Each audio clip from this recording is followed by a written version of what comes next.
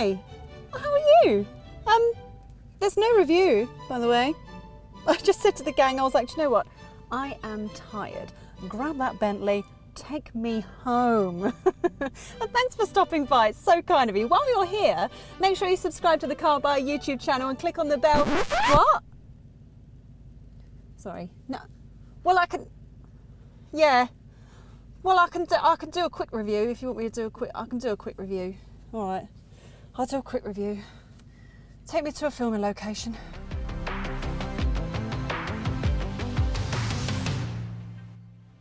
We love testing pragmatic, good value cars that quietly fit into daily lives here at Carbuyer, but just like everybody else, we also appreciate a little bit of luxury every now and again.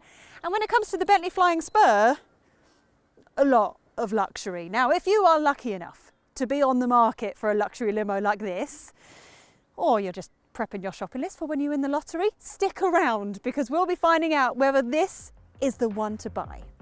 The Flying Spur looks much like the Bentley Continental GT from the front, but it's a saloon rather than a coupe, so it's better suited to buyers who regularly have rear seat passengers or, just as likely, will be sat in the back themselves while a chauffeur does all the driving. Our car's relatively brutish, stealthy look, aside from those gleaming 22-inch alloy wheels, is down to the black specification pack, which swaps chrome for black paint on most of the exterior trim. And the styling specification, which adds a splitter, diffuser, spoiler and side skirts, are all carbon fibre. The car starts at around £154,000, so rivals include top-spec versions of the Porsche Panamera, Maybach models of the Mercedes S-Class and the Rolls-Royce Ghost. Not a small price tag, that one, is it? I mean, where better to show if this car can live up to expectations than right here in the back. Naturally, we have 2 larger seats rather than 3 smaller ones, and it just gives you so much room. Everything looks and feels amazing. These can be adjusted in like a million ways. And you've also got these little pillows on the headrest. Just another sign of opulence. Now this car has the optional Mulliner driving specification, so that gives the raised quilted leather on the seats and also the raised pattern on the doors. It feels so nice now. I feel like I'm part of my own little private members club.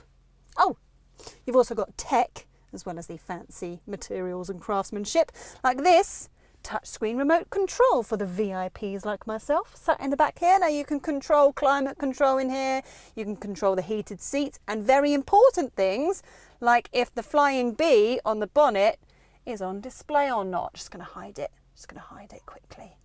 Yeah. Oh, special mention has to go for the name for Bentley sound system, which I can also control on here, and that, yeah, might cost just under £7,000, but you should have heard the disco I had in here earlier. It was awesome. We had Tina Turner on the lot.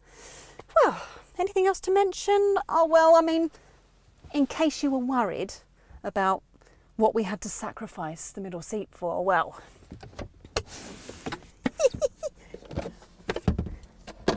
champagne cooler, which is where I kept my champagne that I was about to have earlier before I was rudely interrupted by you guys and forced to do a car review. Yeah. Oh, and behind that, 420 litres of boot space, which I suppose is perfect for a weekend away.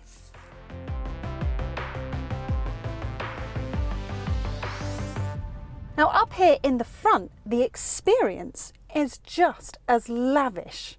I mean, the materials and the finishes, including this black and walnut veneer, is just great. And obviously you've got a vast and expensive range of materials and combinations to choose from when you're buying a car like this. It's actually very unlikely that Bentley will ever sell 2 cars that are the same on the inside.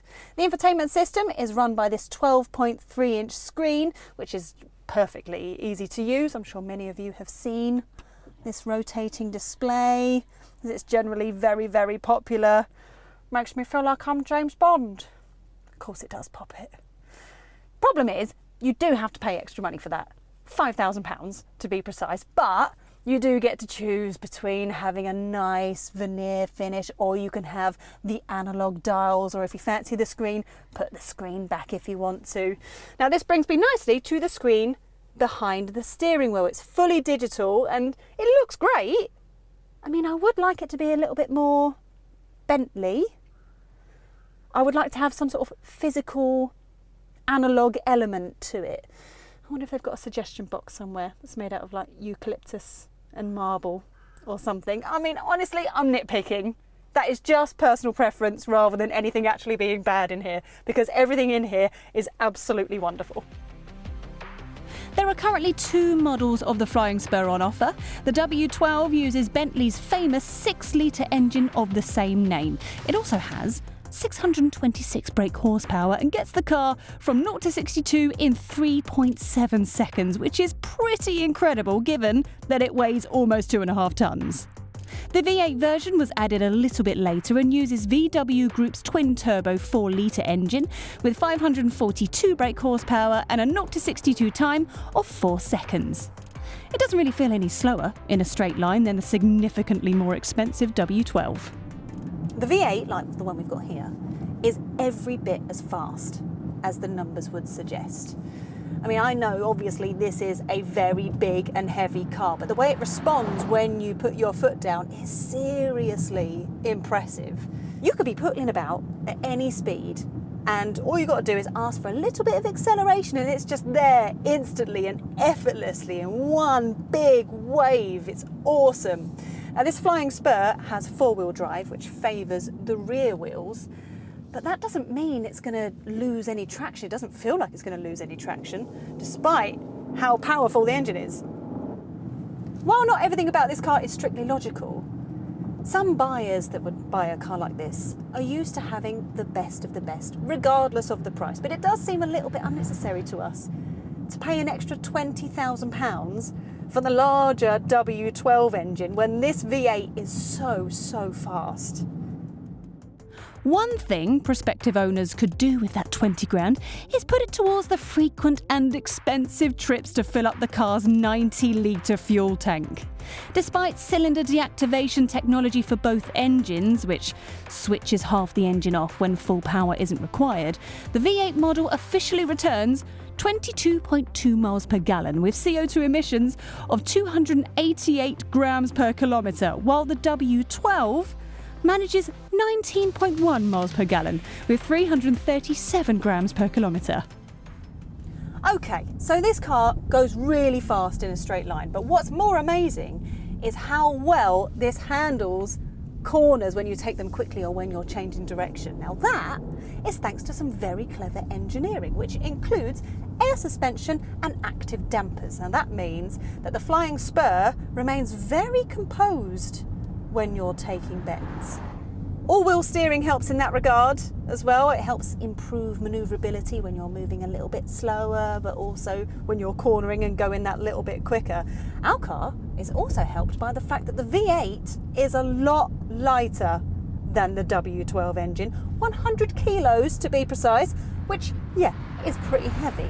I think especially considering the fact that it's all plonked at the nose of the car. At a glance, this seems like the kind of car that you should exclusively enjoy from the rear seats. And I can tell you, having sat back there, that you will. But also, this is a surprisingly lovely car to drive. Of course, it will do cross-country journeys in serene quiet and lovely comfort, and it will soak up every single lump and bump on the way. But also, if you get stuck on a country road, it's still very quick and bloody good fun. Right, let's run through the Dealmakers and Dealbreakers, shall we? The inside of the Bentley Flying Spur is every bit as luxurious and comfortable as you'd expect of a Bentley.